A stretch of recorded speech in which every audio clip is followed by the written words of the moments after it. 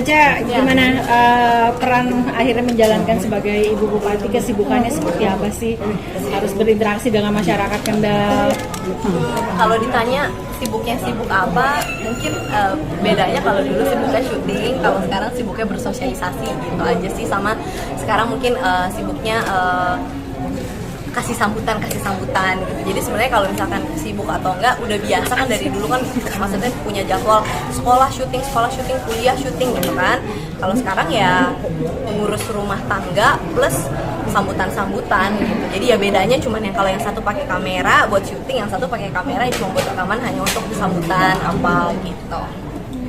Gimana sih akhirnya punya beban atau tanggung jawabnya pasti lebih ya ketika menjadi seorang istri dan akhirnya menjadi seorang ibu pejabat daerah gitu, dengan menanggalkan semua atribut keartisan. Justru malah di sana yang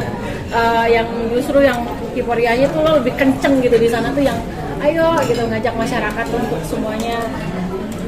Senang sih karena ini buat aku adalah pengalaman buat tiba-tiba yang tadinya hidup di Jakarta, semua apa-apa ada, fasilitas ada, terus aku kan emang dari dulu sebenarnya suka lah bikin kegiatan-kegiatan sosial, bantu ini, bantu apa, pokoknya kegiatan sosial yang kecil-kecil lah gitu. Tiba-tiba sekarang dampingin suami yang bener-bener terjun langsung ke lapangan, dan aku hidup di daerah, itu aku bener-bener kayak ngerasa, oh beda banget ya gitu. Jadi ternyata memang cara berpikir orang di kota besar dengan cara berpikir orang di desa itu tuh beda gitu. Jadi gimana caranya pendekatannya itu memang kamu tuh nggak usah sini di mobil aja yuk. Wah, ya. Udah, mobil aja, mobil ya. Love you. Dia di Instagram ditutup di sini dia nongol.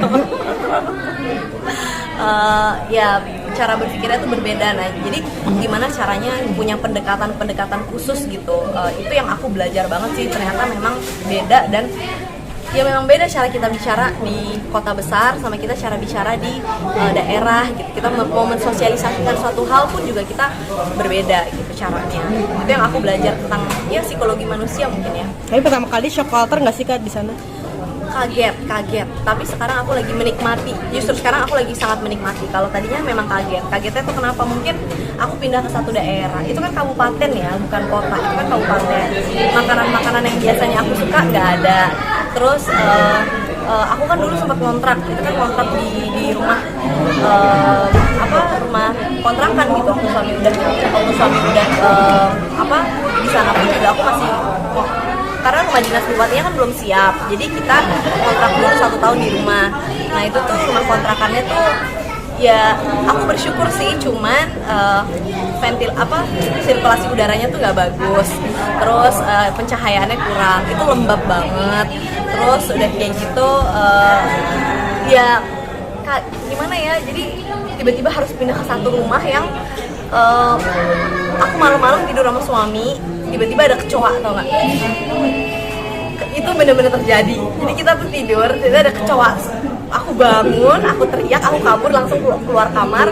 Suamiku kaget, terus ngambil anak, waktu itu kasihnya masih bayi, dia ambil anaknya, kayak gitu. Terus habis itu pas kita di meja makan, tiba-tiba ada tikus lah jatuh dari ini. Jadi kayak bayangin nggak sih, kayak tiba-tiba aku tinggal di situ, itu tuh rumah kontrakannya tuh emang adanya itu soalnya gitu. Jadi ya wah itu benar-benar perjuangan banget waktu pertama kali di sana. Cuman ya udahlah, bismillah, karena aku di sana juga niatnya kan dampingin suami.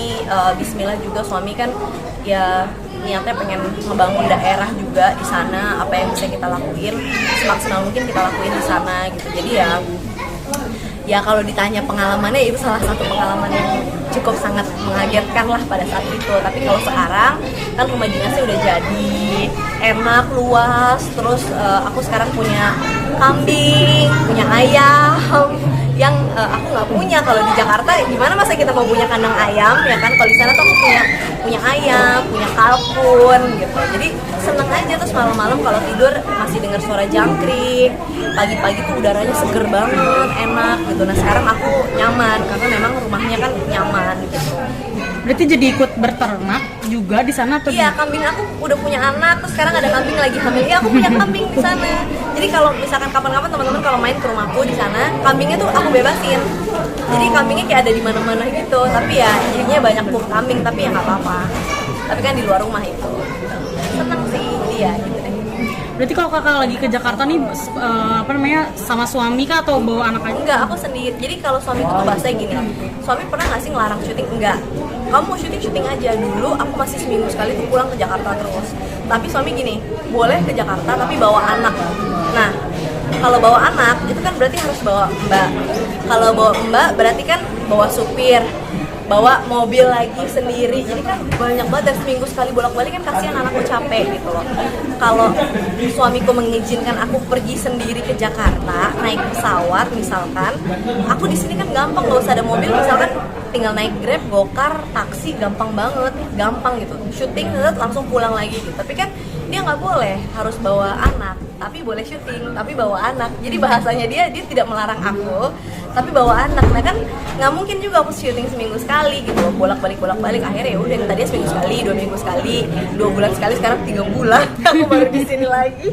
Tapi lebih selektif nggak sih kan milih pekerjaan, mungkin apalagi kan sekarang suami udah jadi public figure di Kalau sana. selektif enggak ya, karena menurut aku biasa aja sih. Karena dulu pun juga aku kan mungkin bukan yang, kalau main sinetron udah pasti enggak, semenjak aku kuliah pun juga udah berkurang banget itu kan, paling bawain acara aja. Nah alhamdulillah sekarang yang aku kerjain itu kan bawain acara. Kalau bawain acara kan memang ya oke lah gitu, nggak masalah. Tapi kangen juga nggak sih kak, sibuk syuting sama Kangen, aku tuh kangen kegiatan sama muda? temen-temen, kangen banget sama temen-temen. Karena biasanya kayak tadi deh Shiren, lu tuh gue WhatsApp nggak dibales-bales, dia bilang gitu kan. Tanggal 16 kemarin gue ngundang, ada kajian gitu. Oh iya ya Ren, tanggal 16 udah lewat, sekarang tanggal 18. Jadi dia marah-marah kan, ya maksudnya bercanda sama aku kan. Aduh sorry banget, tanggal 16 tuh gue baru naik pesawat tuh ke Jakarta gitu. Jadi ya gini, kalau misalkan aku sekarang di Jakarta, ya kalau ketemu teman-teman tuh seneng banget, kayak bener-bener ya seneng lah gitu. Tapi lucu deh, aku kan udah 3 bulan nggak pulang ke Jakarta. Kemarin pas begitu nyampe ke Jakarta, aku ke mall karena ada urusan lah, bukan jalan-jalannya tuh emang ada urusan di mall. Aku ngeliat orang Jakarta tuh gini, ih iya ya orang Jakarta beda ya gitu. Maksudnya kayak dari cara pakai bajunya, dari cara pakai tasnya, cowok pun juga cara pakai tasnya, terus sepatunya, pokoknya kulitnya mereka tuh kelihatan beda. Aku jadi kayak ngerasa, kok gue kayak apa ya, kayak a legal alien gitu. Kayak tau gak sih lagunya, oh I'm an alien, I'm a legal alien ya kan, I'm a Englishman in New York, kayak gitu. Jadi kayak kok gue kayak ngerasa udah bukan orang Jakarta gitu. Aku ngeliat orang Jakarta, ih ya beda ya gitu. Karena kan cowok-cowoknya aja kalau di sini kan kulitnya putih-putih, bening-bening gitu kan. Padahal cowok gitu, tapi kan bersih banget mukanya gitu. Ini mas-masnya juga kan. Aku gak ketawa loh, yang ketawa ini yang cewek-cewek loh. Ini mah cipain aja. Ngeledek loh, ini yang ngeledek temennya sendiri loh. Tapi aku yang mancing, maafin ya. Di Kendal lebih belajar arti hidup nggak sih kamu? Apa? Di Kendal lebih belajar arti hidup, kayak lebih berbaur dengan sesama. Yang aku seneng pas aku masuk ke rumah dinas. Dulu aku kan emang tinggal di Jakarta. Aku tinggal lahir besar tuh di rumah Pejaten, di rumahnya mama. Jadi aku tuh ngerasain yang namanya possession, itu adalah rumah aku gitu. Terus begitu nikah sama suami tuh pindahlah ke Semarang. Abis itu ke Semarang, balik lagi ke Jakarta. Ke Jakarta kita sempat ngontrak. Abis itu ngontrak kita pindah ke apartemen yang kayak gitu. Pas aku hamil, karena rumah direnovasi kita pindah ke apartemen. Akhirnya sekarang apartemen, yaudah akhirnya kita di situ terus gitu, nggak keluar dari apartemen karena tadinya kan apartemen itu buat disewain ke orang yang gitu gitulah. Terus aku jadi apalagi pindah habis itu ke Kendal, ke rumah dinas gitu. Aku tuh ngerasa kayak gini, ini rumah dinas, aku tuh ini tuh bukan rumah aku ya, ini kan rumah yang dipinjemin dalam tanda kutip. Ada kalanya nanti aku akan keluar dari rumah itu. Jadi sebenarnya rumah itu adalah bukan kepemilikan aku sendiri, tapi sebenarnya feeling untuk tidak memiliki apapun di dunia itu kan harusnya jadi feeling kita.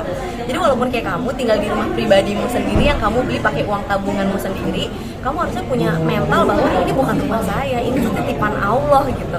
Jadi feeling itu yang aku dapat, ya bener ya, kayak sekarang mobil yang aku pakai misalkan mobil dinas gitu, yang dipinjemin dari dari dinas gitu, emang dari Pemda, itu kan mobil Pemda kan pada saatnya nanti harus dikembalikan lagi, sama kayak orang kerja di kantor dapat fasilitas, nah itu harus dikembalikan lagi ke kantor. Sebenarnya kan feeling itu, mental itu harusnya kita bawa, walaupun itu mobil pribadi kita, tapi kan ya pasti emang kita mau masuk kubur bareng sama mobil kita kan nggak mungkin. Nah itu feeling itu yang aku ngerasa, biaya, ternyata semua yang di dunia ini tuh emang kayak lewat, pinjem, dan ada durasinya aja.